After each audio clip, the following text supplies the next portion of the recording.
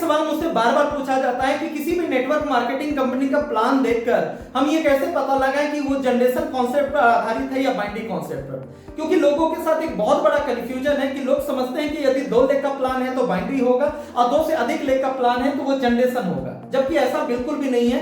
क्योंकि कई ऐसे प्लान चल रहे हैं जो 3 या 4 लेग कर रहे हैं, लेकिन वो बाइनरी कॉन्सेप्ट पर आधारित है, क्योंकि वो बिजनेस के आधार पर किसी एक लेग को लेफ्ट मान लेते हैं और बाकी लेग के बिजनेस को राइट मानकर वो मैचिंग कराकर इनकम देते हैं। कॉन्सेप्ट उनका बाइनरी है, भले वो देखने में 3 या 4 लेग के प्लान है। और कई ऐसे भी प्लान चल रहे हैं जो सिर्फ 2 लेग के हैं लेकिन जनरेशन कॉन्सेप्ट पर आधारित है। तो हम पता कैसे करें कौन सा बाइनरी कौन सा जनरेशन? तो बहुत ही सिंपल सा रूल है। यदि किसी भी कंपनी के मार्केटिंग प्लान में ये तो क्लियर है कि पर्टिकुलर बीवी या टर्नओवर की मैचिंग कराने पर कितनी इनकम मिलेगी, 500,000 की मैचिंग कितनी मिलेगी, लेकिन उसमें ये बिल्कुल भी उस कंपनी के बिजनेस कैटलॉग के अंदर, उसके वेबसाइट के अंदर कहीं पर भी ये क्लियर नहीं है कि उस पर्टिकुलर इनकम को बांटने के लिए, मैचिंग इनकम को देने के लिए कंपनी को टोटल टर्नओवर में से कितना % डिस्ट्रीब्यूट करना होगा, बिल्कुल भी क्लियर नहीं है। तो समझ जाइए वो कॉन्सेप्ट बाइनरी है, क्योंकि कंपनी के मालिक को भी नहीं मालूम कि किस क्लोजिंग में कितना % बटेगा। जबकि जनरेशन प्लान में प्रत्येक इनकम के सामने बिल्कुल स्पष्ट होता है कि कितना % डिस्ट्रीब्यूट होगा